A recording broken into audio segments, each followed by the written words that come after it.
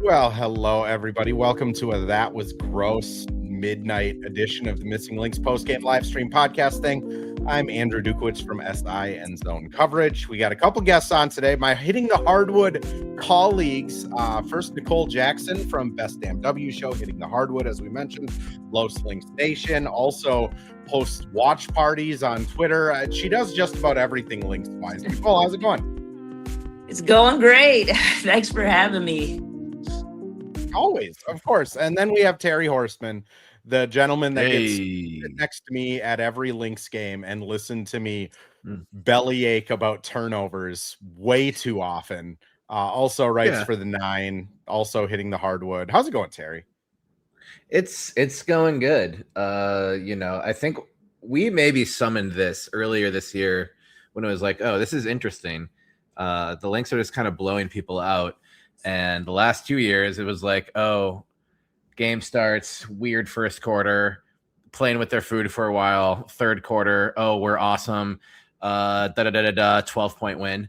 And now that's been happening. This something about July. I think this team just, as coach said in the post game, this team just needs to get to August. They're almost there. But hey, as my high school coach always said, a win's a win. No such thing as an ugly one. And there is. He was lying, but they still lying. They still got this one. And I did have fun watching this game. I think a neutral would love this game too. So hey, Lynx are 21-6. Hard for anyone to be mad about that. That's the thing, right? Like 21-6, best team in basketball. Haven't had feedback. They've dealt with Olivia Miles injuries. They've dealt with K-Mac playing 38 minutes a night. I think 6 times she leads the team in minutes as well. Like they've dealt with kind of everything. I do have Nicole. I said that it was 8th. I want you to know that was objectively false when I told you what the Lynx defense ranks in the month of July. Either of you care to take a stab at what the defensive rating ranks as in the month of July? Are we at it higher, lower? So it's not 8. It's just not 8. If it's not 8, I'm gonna say 6th. 10th. 14th. Only the Toronto Tempo have a worse defensive rating than the Lynx. It is at a ripe 114.6. Somehow they still have a positive net rating because they also happen to have the best offense in the league outside of the Fever in that time. But they were the first ranked defense in May and June, and now second to last in July. And I just don't fully understand what happened. I'm looking at just scoring, so I haven't scrolled. I had to restart my Chrome before this. My cat is saying hi. Kirby says hi, everybody. Kirby's here. It's still the number 2 overall, or entering tonight. So this is not what tonight counted for. That number 2 scoring defense on the whole year. So you can have this worst non-expansion team defense in the league for almost a month and not drop more than one spot. And it will be further down when we check, tomorrow, because I believe number 3 was the Mystics who ended the Valkyrie streak tonight. So interesting month for sure. It's been really weird because I think for part of the month I was sitting there going, okay, they've played like, what was it at one point, like 7 games in 13 days. And it's like, all right, well, that sucks. Like, you're not going to be able to sustain that. I think they've still been on kind of a brutal, like, who was it? Hemzova, who was saying they hadn't had a day off in like a month, and their only day off, we had the worst air quality in the world in Minneapolis. So everyone just got to stay home. Like, I do think there is something to like the dog days of a WNBA season, any basketball season. Olivia Miles also has been playing basketball since October, which can't remember who brought that up in the Twitter spaces, but like, yeah, she went from the tournament to like a month off to now playing in the WNBA. I think there's enough excuses there, but also like it's the same for every team in the league. Like every team is in this stage. Every team is having the same struggles. I guess, Nicole, like how much do you put into the Lynx's defense is more like fatigue related than something significantly wrong? Yeah, and I think the players in post game kind of hinted like it's nothing that isn't fixable. It's nothing that they're not aware of. It is. I do think they're just kind of like, let's get to this All-Star break. And I know we were joking. We were like, well, three of our players are going to be playing in the All-Star, and so they're not really getting a break. Cheryl's coaching, but for the rest of them, I mean, I do think, yeah, there was tough stretches, back-to-back games. I mean, there was that one week where it was literally like every other night there was a game going on, and the players will also be the first ones to say like that's not an excuse, right? They don't want to use that as anything like that. I like how Court kind of broke it down where she's like, there's certain plays where if somebody maybe overhelps somewhere, somebody misses something, or they get blown by on a one-on-one, and then we're trying to, so it's just little things, right? Perimeter defense though, and I like how you put in the tweet where it's like optional tonight. Well, it's kind of been like that the last few games because I think that's where you saw, I mean, even the last play that Flage could have tied it up to force overtime. Wide open on the perimeter. So that was, that I will say, but what was it? The one play Tosh ended up getting the on Katie Lou Samuelson when she shot the three and then got the play. Yeah, I mean, perimeter defense, I think, is probably the biggest glaring thing for me. Transition, it's kind of hard to match up here and there, but overall, again, it's nothing that's not fixable. It's nothing that they can't do. Let's just get to the All-Star break, get some, and then when Fee comes back, the defensive player of the year, it kind of helps. So I'm not worried. I'm not in a panic mode. A win is a win. Yes, it was ugly. But 21-6. They'll fix it. It's not a big deal. It's a big deal. Let me rephrase. I'm not worried. I'm not worried per se. My eyebrows are raised though, because again, like Olivia Miles has the second most pick and rolls run against her in the entire WNBA. She had the number 1 defensive rating in the month of May and June. She's now average at pick and roll defense. And a fall like that is, honestly, some of it is fatigue. But again, every team goes through these stretches and like every team is fatigued at this point. So some of it has to just be either teams have figured something out attacking Liv, or as Cheryl has said a couple times now, and Courtney kind of alluded to, it's just attention to detail, connectivity, effort levels just aren't there. They're not doing the things right that are hard. And that's the stuff that's eyebrow raising for me, is just like, why did it fall off so suddenly? I almost feel like they just need to get beat by 30 by like Toronto, and then maybe it'll like be a wake up moment. But Terry, what's kind of your take on the defensive? I'm not going to say struggles, the defensive grossness. I think grossness is fair too. And it has been a trend. So we can't just be like, oh, it's a game here, it's a game there, whatever. But I do think it is interesting when you look at it from kind of a case by case basis. This game tonight kind of is what a lot of Seattle games have looked like this year. Maybe not a lot, but the Storm are better than the team that the Lynx played on June 6th. And just in this current losing streak that they're on, they were close in all of the games and put up 107 against the Indian, though I guess they've been playing better defense than the Lynx in July, so whatever. And they also did the same thing against a tough loss at Chicago when they hit 90. This team can score. So if you want to be as generous as possible, and I'm being generous on purpose here to do kind of the mock trial approach to it, is that like they're playing teams that do have the ability to fill it up. And a lot of these looks, like I'm not mad at a ton of looks they're giving up during games. There's occasionally someone alone under the basket. They're occasionally losing someone, like Flage on the last play. There are a couple a couple Flage makes today where I'm like, where is anyone? And then a couple other ones where I'm like, all right, like players are gonna hit shots. It happens. And there aren't too many. I really think Ola, if you go back and like watch the film on this, I would have liked to have seen more Ola and less Dorka in this one. Because I think she was doing a pretty good job on Malunga. She's much smaller, so it's also not difficult to see why you'd put someone like Dorka in there for that. But yeah, I don't know. This is a trend. Like you said, you have your eyebrows raised. I'm not more concerned than that. And I'm not concerned about any of these players having to go to the All-Star break and have to, play and do things. I know those. I know those parties go hard, not because I've been to them, but just because I, watch the Stud Bud stream like the rest of the world. So I know they're not all going. It's not going to be all R&R in Chicago. But yeah, like I think not.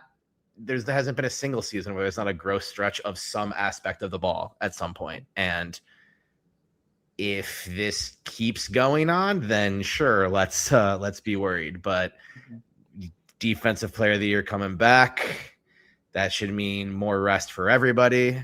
Yeah. Especially in the front court. Just bridge this gap until you get there and everything will be. I kind of feel like I'm Kevin Bacon screaming all is well at the end of Animal House as the Stampede's about to trample him. But Aaron Rodgers, RELAX, relax. No, I will never. No. That just made it weird. But so yeah, not that, but like chill. CHILL. I mean, my eyebrows are raised because I do think it's much more likely the Lynx, come out and make an example of Seattle in the next game, go into the All-Star break, and then come out of the All-Star break and are looking really good in the final 16 games.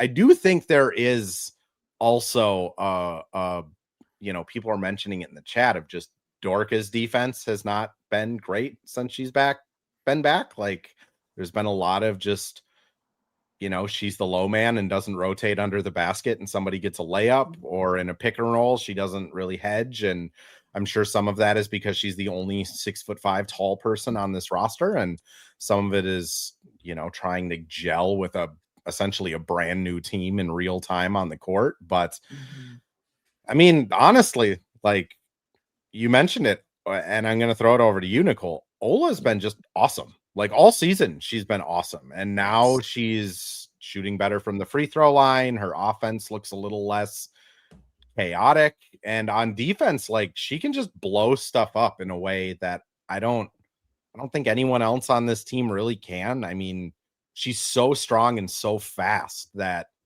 she just can get her hands on things. I guess just where have you been sitting at with Ola? And I guess if tonight, if it was a gross defensive game, is Ola like the only person not getting yelled at tomorrow in film?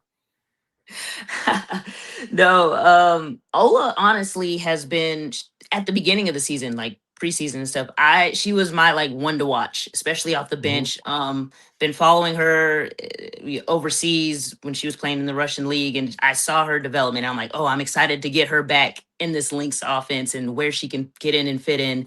And you're right. I mean, she is a bit undersized. She's what, 6'1"? Is she listed at 6'1"? Kind of like Fee.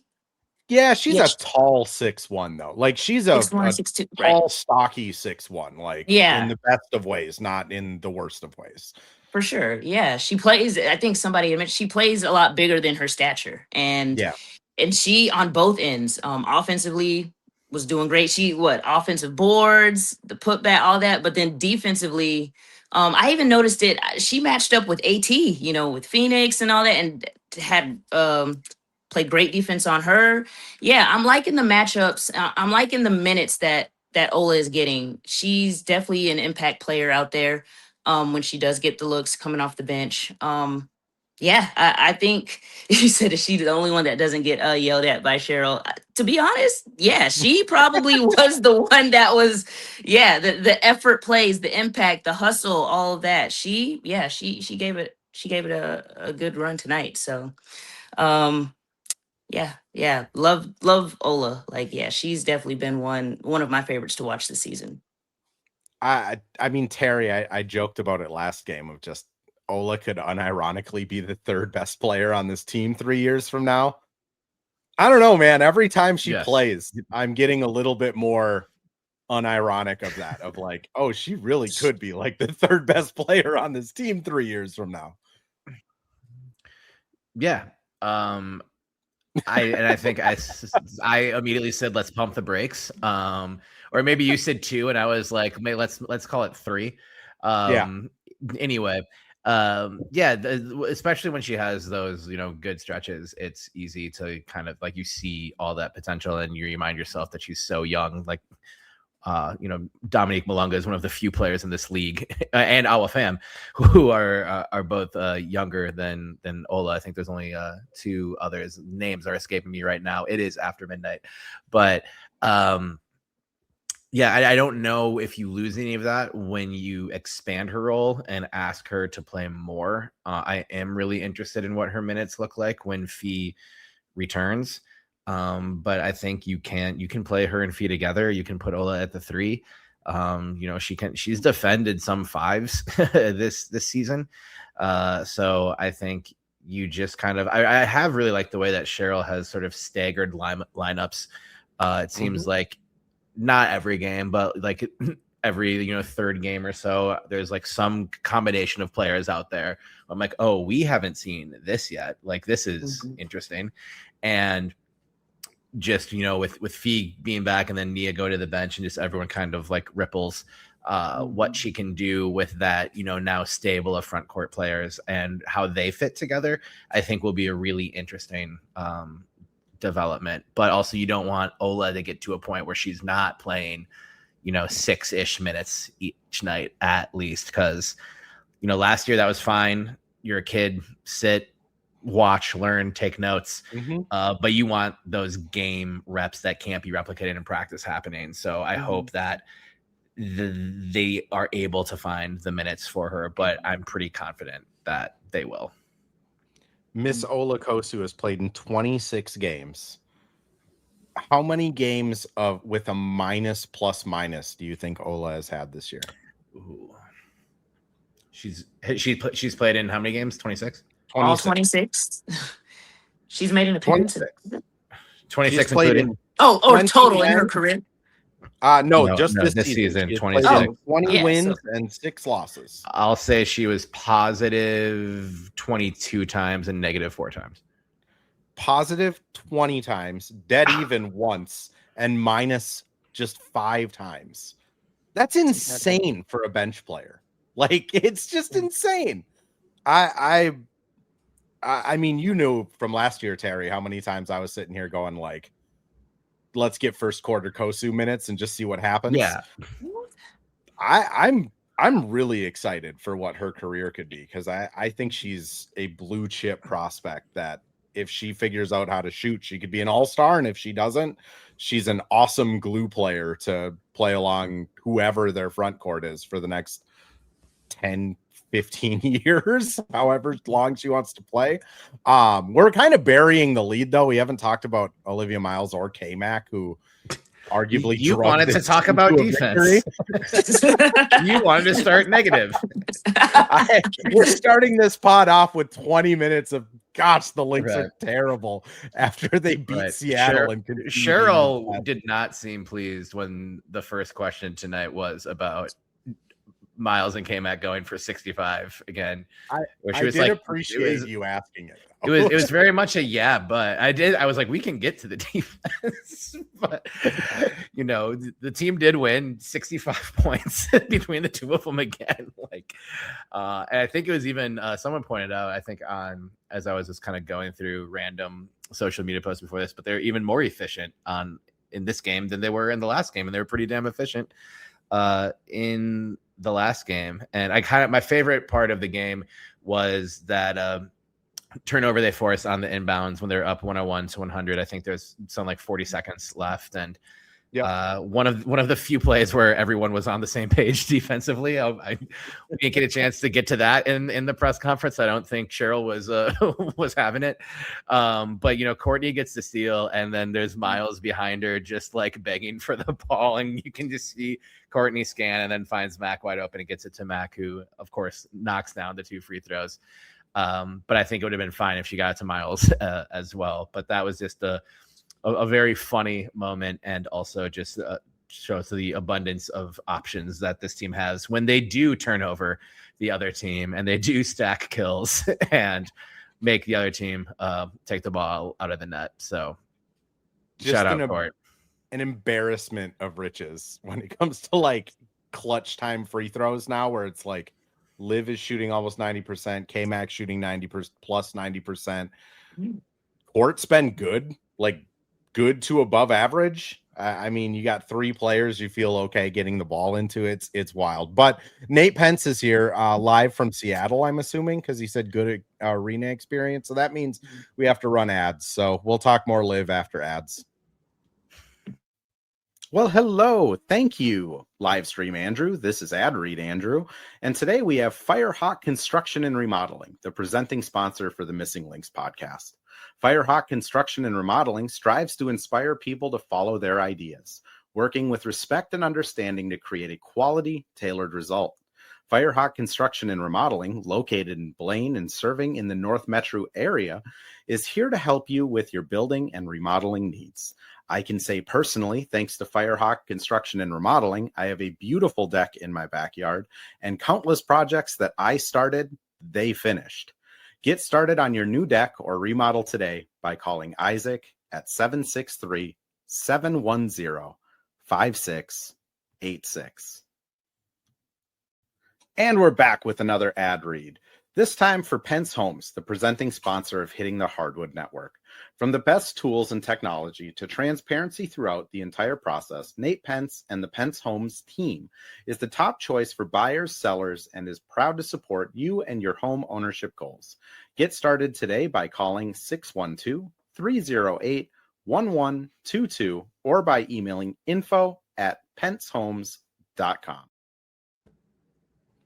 So Olivia Miles, 32 points, 8 rebounds, 8 assists. K-Mac, 33, 2 and no assists. And then Court goes 21, 4 rebounds, 3 assists. Also, just want to shout out Liv. She had a 5 turnover game against the Mercury. She has now had 3 turnovers over her last 12 quarters to a pretty ridiculous 23 assists. Like, I tried to ask Cheryl about it, and she said my question was weird, which hit me right in the heart. But like it does feel like Liv is either going to have 5 or 6 turnovers or nothing. And I don't understand what changes in between those stretches, because it feels like she's playing the same way, just as aggressive. But then she'll just go through a 3-game stretch where she has 3 turnovers and look awesome controlling the ball. Nicole, what was kind of your most impressive out of everything, though? Is it Courtney being like the perfect third banana, the 86 combined points from your point guards and shooting guards, or just Liv and K-Mac being hyper efficient again? Yeah, I think I saw something, a tweet from the Real app saying that they're the only 2 players this season with 30 plus in the same game. And that's huge. And they've done it twice now. They've done it twice. That was that's right, twice. But you're right. The concern of they're scoring the 80 something between the 3 of them. Like, what was the bench points? I wanted to ask that. What was the bench points tonight? Because we didn't see a lot of Tony minutes. It was. Let's see here. Quick math: 32, 41, 46 minutes. They scored 10 points on 11 shots. And it was 7 like pretty early in the game. And I remember being like, there's a Ola bucket followed by a Maya bucket, and I was like, all right, look at these 2 getting tough buckets. And then it was nothing. Okay, that's what I was saying. I was like, in the second half, I'm like, wait, where was but going back to what has been I think Liv continuing to sustain that scoring, and I keep wanting her to like cross, because she hasn't. 32 is she's still just tied that. She hasn't gotten 33 to But 32 was what broke Simone's rookie record, right? Like, so she's already past that. She got 33 once. She did get 33 runs? Okay. Yeah. Gotcha. All right. That's what it was. But her just continuing to put up those points, averaging what she's averaging, being kind of that leading scorer as a rookie, taking that on herself. I know some people were kind of like, every time she drives in and, she'll hit the ground and stuff, and people are like, oh gosh, like, oh, you're fragile, like, don't hurt yourself. But I love that aggressiveness from her. The Lynx need that for sure. And, but those minutes for K-Mac, man, we're all asking like she can't keep. I love the article that whoever dropped the Hitting the Hardwood article that came out. There's like K-Mac has not aged, or she's not looking her age, which is great. Yeah. But at the same time, those are huge minutes on her. Like we got to do something, man. That is what I'm kind of like eyebrow raising. It's great that she can, obviously we need her down the stretch, these close games. Yeah, you're going to need her in there. She's going to have to play the minutes, but it would be great for, where she can really get some time to sit and rest a little bit. So hence, that's why we need a little bit more from the bench. Right. But overall, and then, like you said, Court comes in clutch. Court does what she does. She'll get in her space. She'll get her middies. She's going to get her touches and stuff. But like she said, sometimes when Mac and Liv are going off like that, she sits back and, hey, I'll get in where I fit in, or I'll just play make and hit them, where they're at. Like hit Mac for that 3. And yeah, I mean, those 3, love it. Love it. This feels relevant, but this is Kayla McBride's current Instagram story that she just posted. It's the SpongeBob even Mac. So you know what? I don't think Mac wants that All-Star as much as Mac some love. As much as she would want that All-Star nod, I'm with you, Terry. Let her rest. Yeah. Let her rest, man. Go to that. Take that Turks and Caicos vacay that she didn't get to last year. Honestly, like she deserves a week off. If anyone does, only 32 minutes tonight. But like again, it was. Did she even sit in the second half? I can't remember. Briefly, like at the ends and like the beginnings of the quarters, she did that in the fourth. But yeah, like as Aaron says, just put her in a cryopod over All-Star and roll her out in the dolly after it's done and see what happens. I mean, it is. I'm not going to say concerning, because obviously, like, she can handle the minutes. Yeah. I do like your Liv point about going to the basket, though. She has 32 points. She only shot 4 threes tonight. 20 of her shots were mid-range or at the rim. Mm-hmm. She goes 12 of 20. Like, that's pretty darn efficient. Can't complain about any of that. I like the aggressiveness. I think this team desperately kind of needs someone that can just drive it in and bring the defense in and then kick the ball out and kind of start the spin cycle that they were so good at last year with T in Court that they just haven't really had this year. But a couple questions in chat. I just want to say, someone asked about the rule for a reckless closeout. I don't think it's just 3-point line, but I think that's the only thing people look at or call. I think it's supposed to be anything, but I can't remember college, NBA, or W the last time a reckless closeout was called on like a 2. Good question though, because I do technically think it's a rule. Next pool report opportunity. We'll pursue that for them to only make it more confusing. I mean, that's the worst part. Is it probably will get more confusing. Couple people mentioning Dorka is off again. Like, yes, she's still getting 5th game back. I think it'll take some time. I think there's going to be some times when Fee comes back, and we're sitting there saying, Fee's off. Someone did bring up, like, does the bench need to get addressed, though? Ryan said it over on Twitter. Terry, I'm going to throw that over to you, because I have no clue. Some days the bench looks awesome and it's great, and other days are like today where it's 41 minutes and you get 10 points. Right. I think it will get addressed to some extent. There is first thing, and I know people are sick of saying like, oh, well, Fee's coming back, because it's been months now 27 games and she hasn't come back. But I do think that ripple effect, even if she's on restricted minutes early, that will help a lot. Maybe just a little at first, but even a little goes a long way. And then we'll see if there are players in the trade market at the deadline. There's not a ton of cap space, but again, I'm kind of team the cap is a myth. Teams just seem to find a way to trade for players when they want to, and the Lynx are no different. There is the season-ending injury exception they can use on Emma Chikova, so that potentially there could be they could make one more like draft pick trade. Like the assets you're sending out are not active players, and taking in a current player, they'd have to make the salaries work. So there's some complications there. And we don't see it like 3-team blockbusters at the trade deadline in the WNBA very often. Mm-hmm. So I would not expect it to be at the level of the DeJounte Carrington trade last year, which we all we're like, whoa, all right, go ahead, Cheryl. I would love the equivalent of that. Maybe it's just having not played yet, being injured all year. Maybe it is literally DeJounte Carrington this year. Chicago might be in fire sale mode. I don't know if they can make that cap work. You know who makes less money than DeJounte Carrington on that team? Natasha Cloud.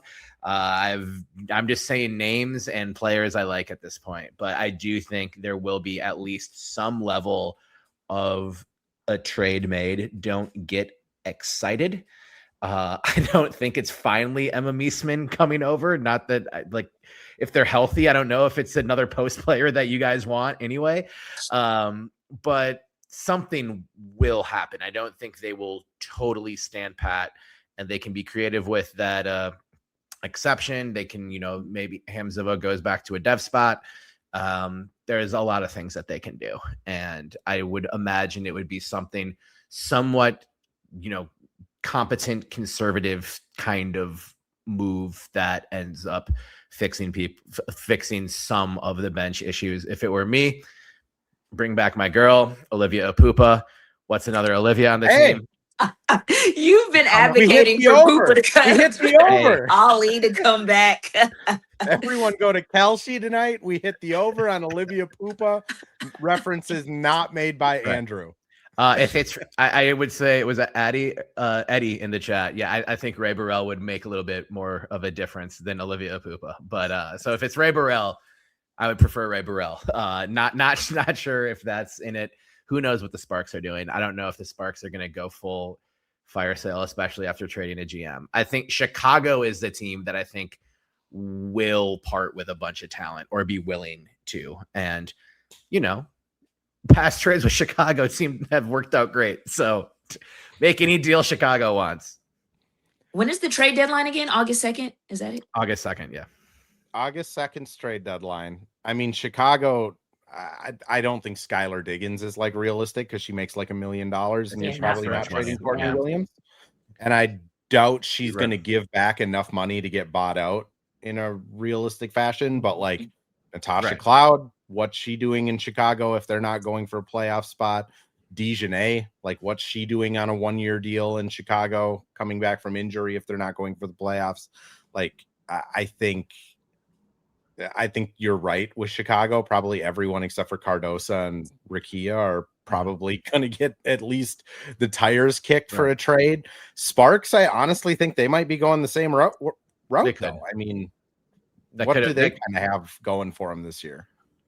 Well, it's who's calling the shots in LA after they fired Reagan, because that is fair. What we kind of don't know, but the Sparks have been making, it's crazy to say this, win now moves for the last 3 years. They haven't worked at all, but that's, they've given up, assets and future things for moves that theoretically would improve the bottom line immediately. So who knows? I think a team like Portland, because they're so analytically driven, to the point of it's the first thing anyone mentions. If they're, 4 or 5 games out of the race, maybe they're just moving on from, not like a Carla Late type or a Bridget Carlton type, but they might be moving some of the talented pieces on that roster that they maybe don't think have a long-term future there. You might as well recoup some draft capital if you're not going to be a playoff team in year one. So that's a roster I would look at. There's not really anything there that gets me super excited that I think, oh yeah, it's the best bench in history. So it's just it's going to be a shrewd move. But Cheryl makes moves like this all the time where people are like, oh, what? I'm not sure how that's going to work. And then they are put in the Cheryl Reeve system and it works. So I would imagine players from the Sun, anybody from Anissa Morrow, people were looking at her, maybe moving her. Sun who would you say specifically?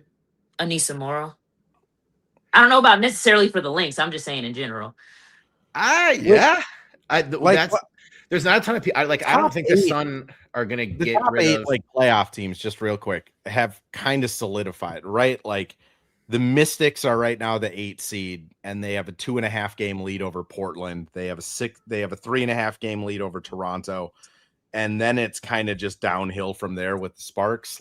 I don't see the Mystics really falling off at this point. They seem to be a 500 team and maybe a little bit better. So honestly, Connecticut, Phoenix, LA, Chicago. Someone brought up Masha. I mean, I think Toronto still holds her rights, but they do. Could a third round pick get the rights to Masha Kluindakova?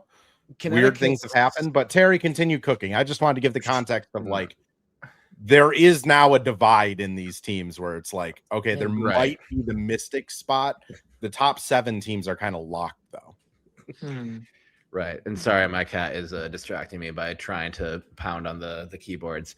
I have no idea who she wants us to mention next, but I mean, I think Kluindakova and then Kirby came in frame. So that's I would just love to talk to Masha again. Delightful person.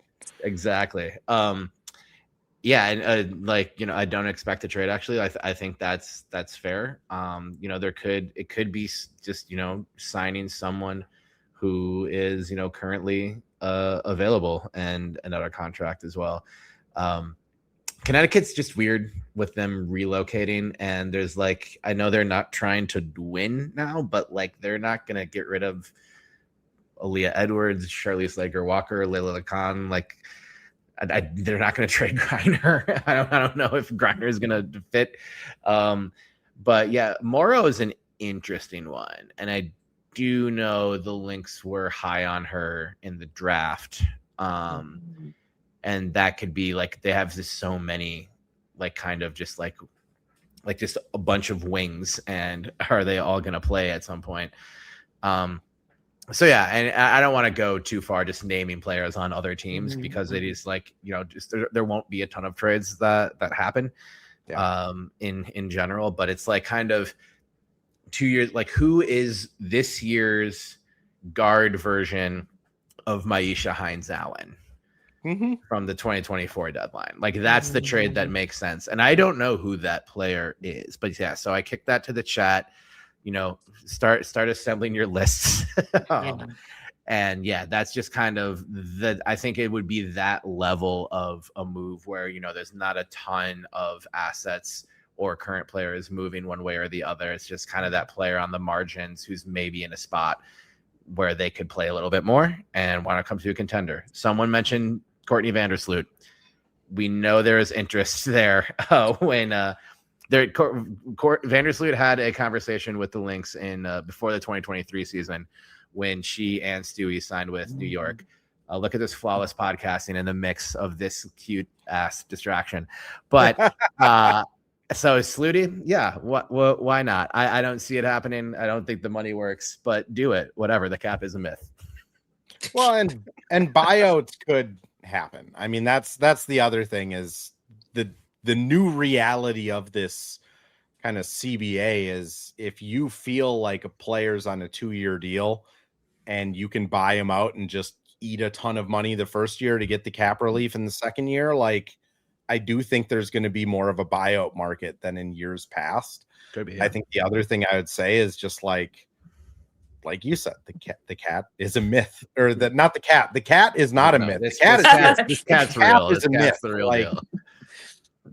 The Lynx can free up quite a bit of money by just, releasing one player, moving Emma onto the injury reserved exemption and then pairing together somebody. Like, honestly, like I was looking at the Storm tonight and I was sitting there like, man, T would look really good on this roster. Like, is it unheard of that the Storm would buy out T and you have T coming back? That is unheard of.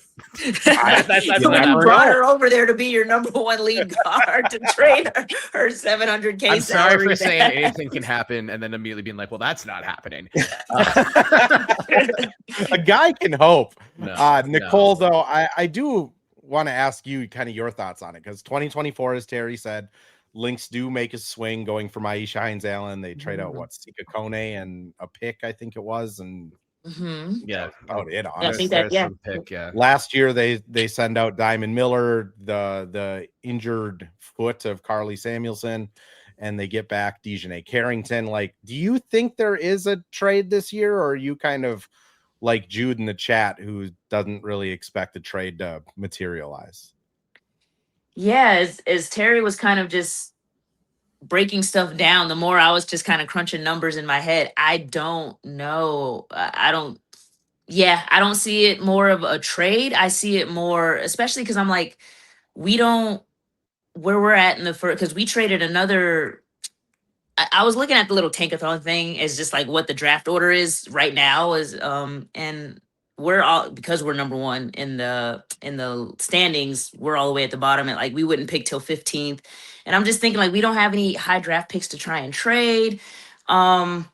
I think we would just sign somebody. Yeah, I think there's still plenty of talented free agents out there. But Julie Van Loo, if we need some more guards or anything, like I'm still high on Julie. Where's she at? She's just around, just chill. What was that, Terry? Van Loo fan club population. Me. Yeah. I love Julie Van Loo. Yeah, I would love bring her on. Yeah. That.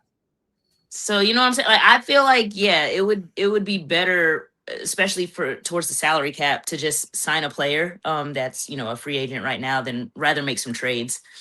But I do think there's some moves that need to be made. Yes, you're right. When Fee comes back, Nia will move to the bench, and when she comes off the bench. But Nia really, she's like, you can't really.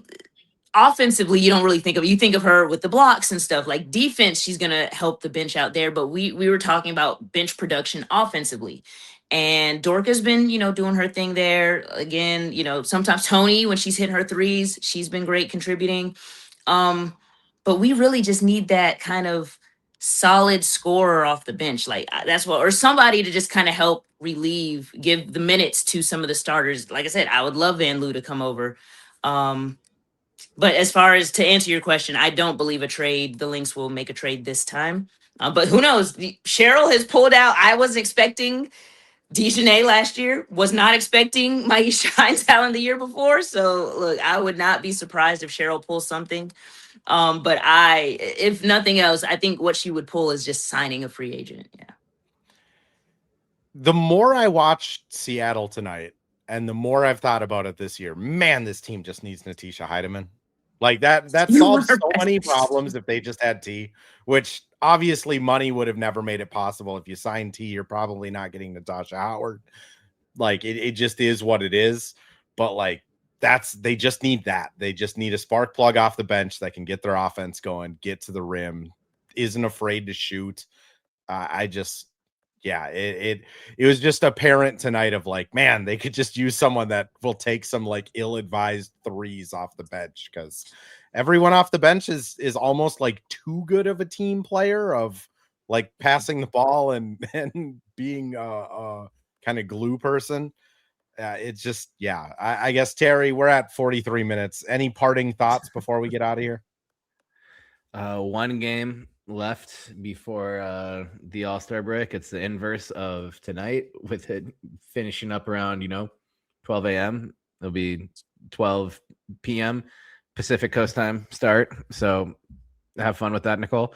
I'll be at work. But yeah, I think it'll be, we need the All-Star break too. But it's gonna be, I will be at All-Star, which I'm very excited about. But I don't think there'll be much time for naps on this trip. So I am excited just to get to the kind of that milestone part of the season where it's just kind of a big celebration and the Lynx will be in first place. And yeah, it should be fun. And maybe AI Cheryl makes an appearance on the Stud Buds Twitch again. But yeah, we've almost made it to a spot where everyone can just chill and breathe and then think about the home stretch that's coming up. And there'll be another break coming in September too. So actually not home stretch coming up, but yeah, it's been a hell of a season so far. And I think also it'll be an all-star weekend to remember. Very good season to be writing a book, right? Yeah, I know. Who would have thought? Totally planned it.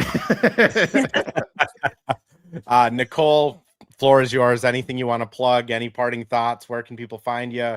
It's all you. Yeah, no, I too will be in Chicago at All Star, so I'm excited. Looking forward to that.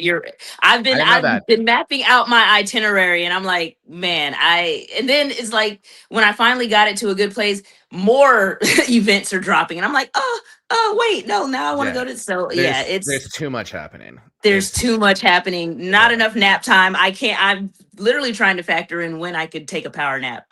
It's gonna be crazy. I'm super excited for that.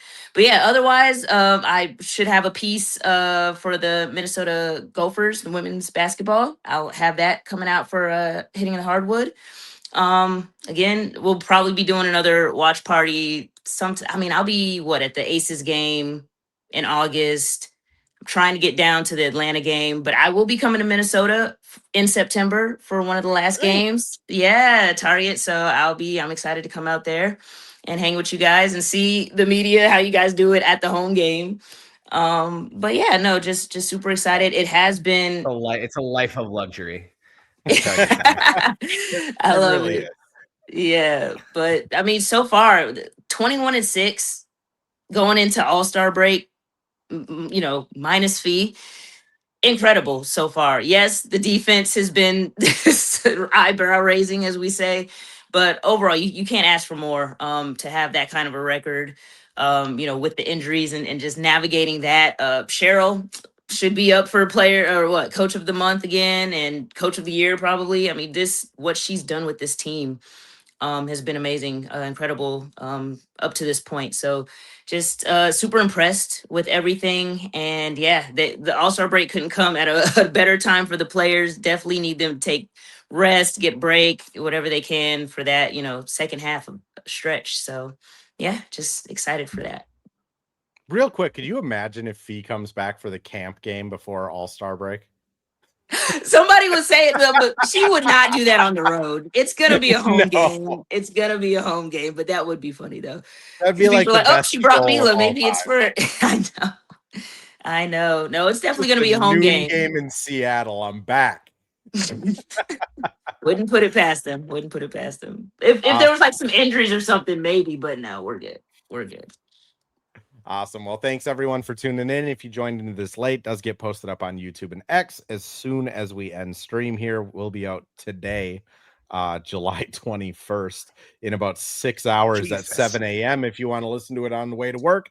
And if not, we'll be back Wednesday after that camp game talking more Lynx and hopefully a better defensive performance, because I don't know how many more of these Cheryl can take before we get like an outburst at a press conference. They're gonna win on Wednesday 50-45. And no offense. She's gonna be so mad about the offensive execution. Awesome. Well, thanks everyone. We'll catch you Wednesday.